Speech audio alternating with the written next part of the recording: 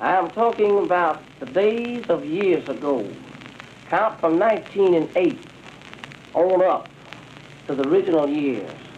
Back in the years of those days, blues had started to be original in 1914. From then until the wartime, people always had times from blues on up to original blues. Then on up to 1920, the change blues. After then, there was more blues. After then, it come the jazz blues, something like this. And after then, there's more blues, come the fast pieces. And after then, it come the blues of change, getting in the alley low. People call it the alley. Call it in the colored race of blues.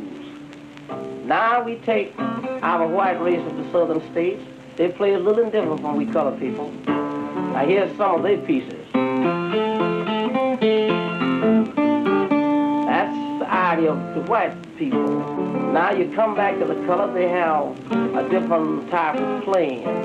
Now we have some pieces goes like this. And that's the color. Here's our color again. And still, we have still down in the alley of blues, just like the white when they play the Yolan song, but we have our blues a little different. Thanks. Now, where did you grow up, Blind Willie? I grew up down in South Georgia. Statesboro, Georgia was my real home. I was born at Thompson, Georgia, 134 miles of Atlanta, 37 miles west of Augusta. Well, how long have you been a musician? Oh, I've taken music when I was quite a child, but in the period of time, I quit for 8 years. After the 8 years, I went back to playing as I entered into blind school, Macon, Georgia. I continued my playing up until 1927, the 18th day of October, when I made record for the Victor record people. And from then up until 1932, I played for the Victor people alone, by myself. But in the period of time, in 1929, I made records for the Columbia people, changing my name to Blind Samuel. I was the authorizer of this song of Come On Round to My House Mama, the Cigarette Blues, and the Atlanta Strut, and so on. And after then, I worked with the Vocalion people of 1933, taking up an odd job. They're paying you a small sum of money of $50 a week. But they was getting all the records of blues that they can, which we call the alley. And after the period of time, I picked up another job with the Decca Record Company. Wanting the blues, they give you a small sum of money, but yet paid expense. And after the period of time, I returned back to Augusta, Georgia, where they had moved the machine, where they made a gang of blues there in the summer, in June of 1936. And after the period of time, I haven't made any more records, but I have lots to be released. And at the meantime, my different managers that I worked under started under Mr. Ralph S. Peer of 1619 Broadway of New York. After the period of time, I worked under W.R. Calloway, Mr. A.E. Savage of 1776 Broadway of New York.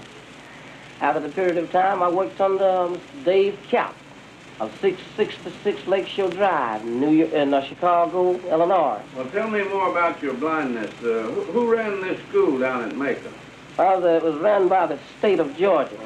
The principal was Professor L.H. Williams in the days and times that I was there.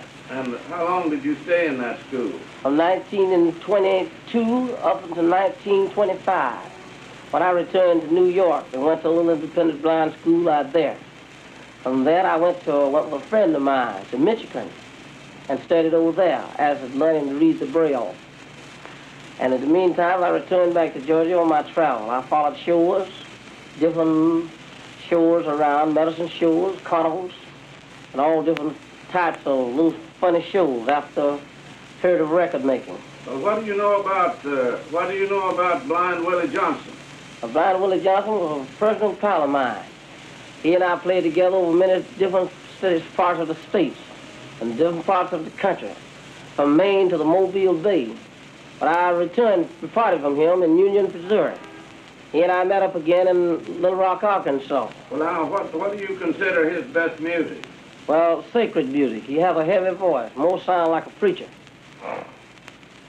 And does he play the guitar with his sacred music? Sure, he plays the guitar with the sacred music with the steel ring. And you think Blind Willie Johnson is dead, do you?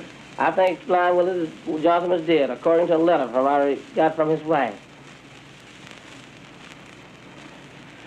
But he was a very good friend of mine, and he was a notable singer in his type of singing. Did he play a 12-string guitar? Only a 6-string guitar. Was he a good guitar picker? Excellent, good.